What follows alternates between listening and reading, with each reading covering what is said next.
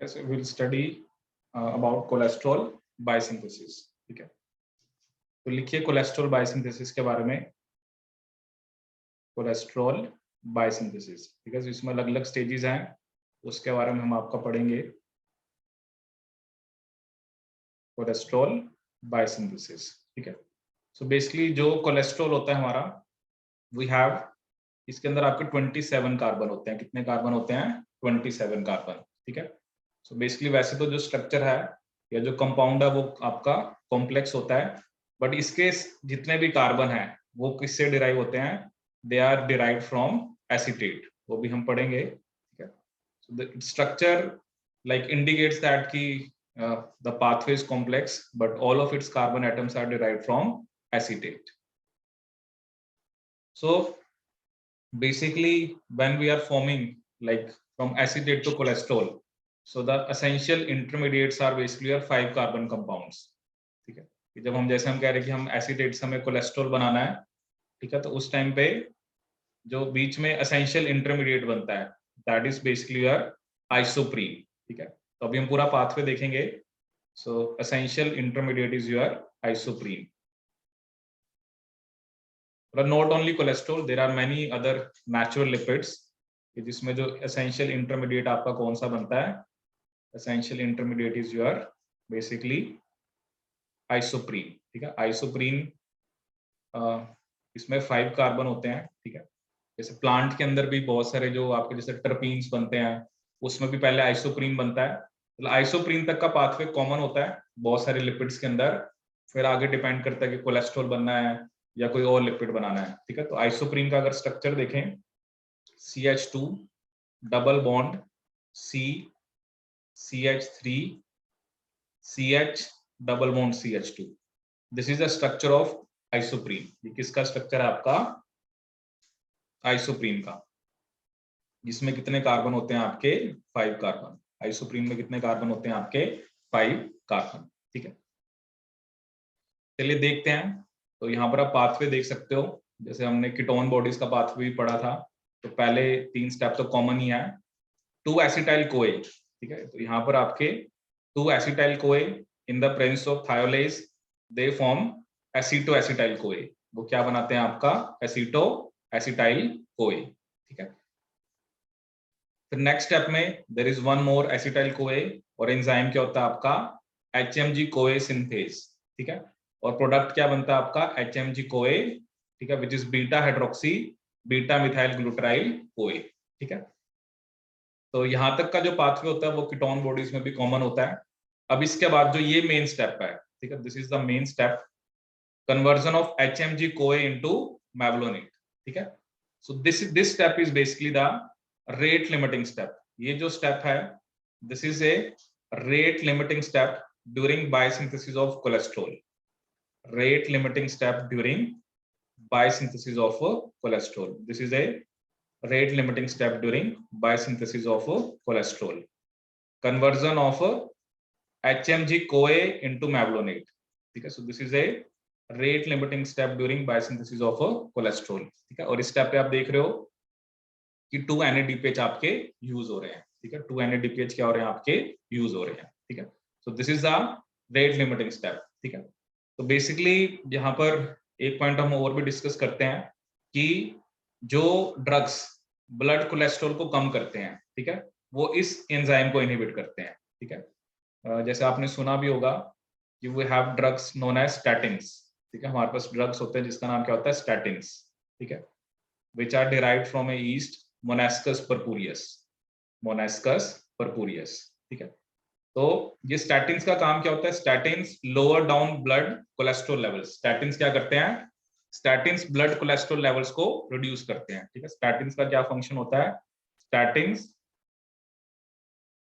Statins lower down blood cholesterol level, lower down blood cholesterol level, ठीक है। और वो कैसे लोअर डाउन करते हैं? बाय इनहिबिटिंग HMG कोए रिडक्टेज, ठीक है। वो कैसे इनहिबिट करते हैं? बाय इनहिबिटिंग HMG कोए रिडक्टेज, ठीक है। So that is why this is a rate limiting step, ठीक है।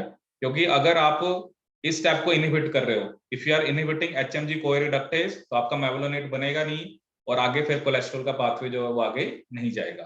ठीक है, तो अभी तक मैंने ये 2 acetyl CoA 3 acetyl CoA use किए हैं और 2 आपके NADPH यूज किए हैं। ठीक है, I have used 3 acetyl CoA and 2 NADPH and this is the rate limiting step during biosynthesis of cholesterol. ठीक है, अब इसमें हम नेक्स्ट देखेंगे आपका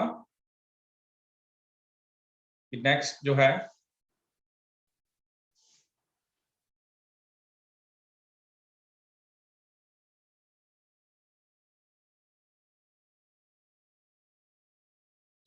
बेसिकली नेक्स्ट स्टेप क्या होता है आपका।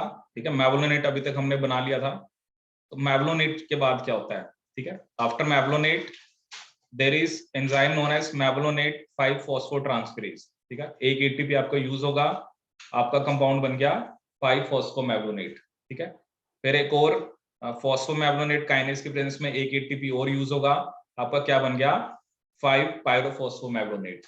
ठीक है, फिर एक एटीपी और 3-फॉस्फो-5-पायरोफॉस्फोमेवलोनेट। ठीक है, मतलब मेवलोनेट में पहले एक एटीपी ऐड हुआ, फिर उससे बना आपका 5-फॉस्फो, फिर 5-पायरोफॉस्फो, देन 3-फॉस्फो-5-पायरोफॉस्फोमेवलोनेट। ठीक है, देखो अभी तक जो मैंने आपको पहले बताया था उसमें मैंने 3 एसिटाइल CoA यूज किए थे। ठीक है, उसके बाद मैंने उसमें वहां पर 2 NADPH यूज किए थे। ठीक है, 2 NADPH प्लस 2H पॉजिटिव।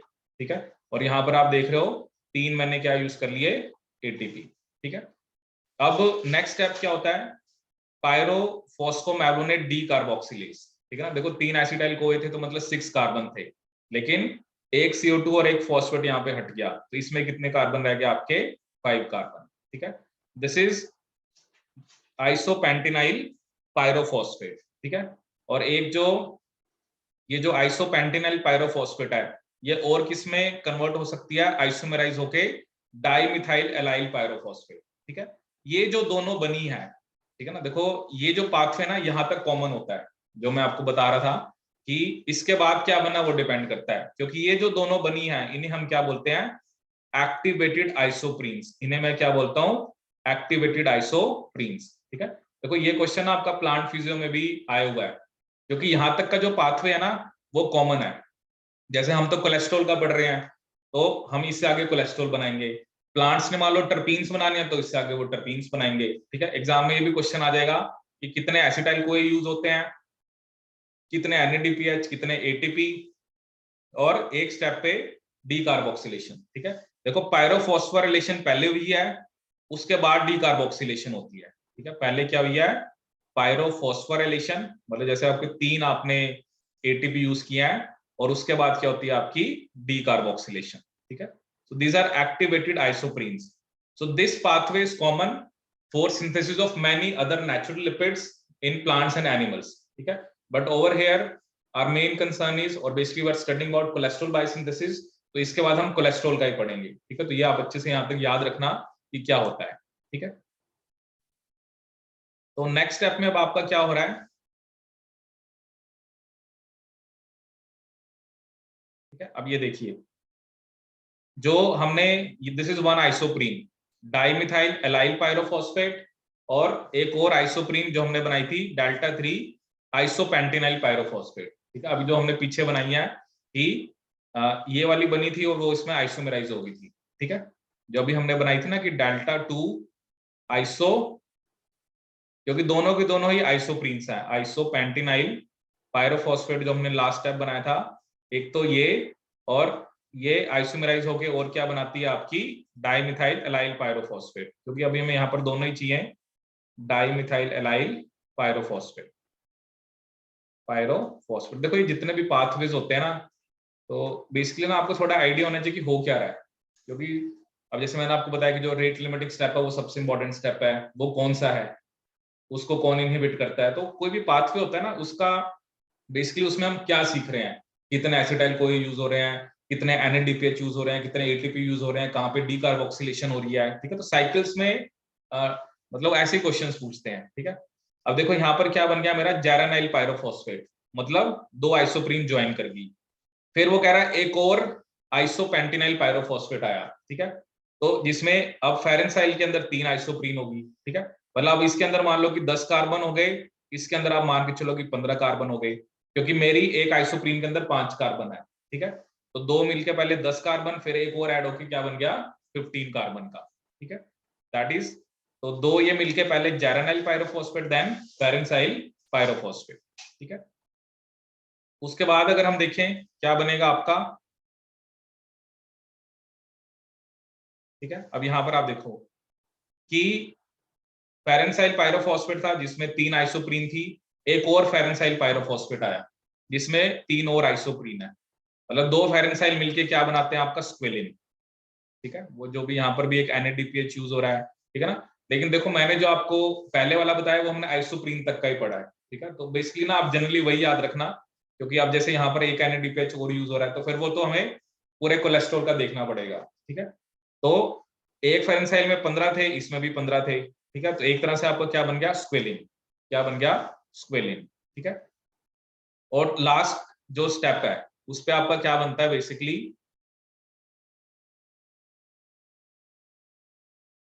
ये आप देखिए, ये जो स्क्वेलिन है, फिर ये स्क्वेलिन मोनोऑक्सीजनेज क्या बना देता है आपका स्क्वेलिन 2,3-इपॉक्साइड, फिर लैनोस्टिरोल, और लास्ट में हमारा कोलेस्ट्रॉल, जिसमें कितने कार्बन होते हैं आपके 27 कार्बन, ठीक है। सो बेसिकली द पाथवे जो है वो थोड़ा कॉम्प्लेक्स है, but the thing is that कि वो एसीटेट से ही आपका बेसिकली क्या हुआ है, सारे के सारे कार्बन जो है वो एसीटेट से आए हैं। जैसे पहले क्या था, एक आइसोप्रीन बना, फिर दो आइसोप्रीन मिलके आपका 10 कार्बन वाला बन गया, फिर उसमें एक और 15, फिर दोनों 15 वाले मिले, और फिर अल्टीमेटली बीच में जो भी रिएक्शंस हो गए, अल्टीमेटली हमारे पास कोलेस्ट्रॉल बन गया जिसके अंदर कितने कार्बन होते हैं आपके 27 कार्बन, ठीक है। तो ये इसमें आपने बेसिकली ध्यान रखना है, ठीक है, कि क्या क्या हमारे स्टेप्स हैं। तो वही है कि वो क्वेश्चन पूछ लेते हैं आपसे कि कितने एसिटाइल कोए, कहाँ पर आपका NADPH यूज होता है, कितने ATP यूज होते हैं, कौन से स्टेप पे डीकार्बोक्सिलेशन होती है, ठीक है। सो दिस, ये जो पाथवे मैंने आपको बताया ना स्टार्टिंग में आइसोप्रीन तक, वो तो आप प्लांट्स में भी पूछ लेगा आपसे, एनिमल में भी पूछ लेगा, ठीक है।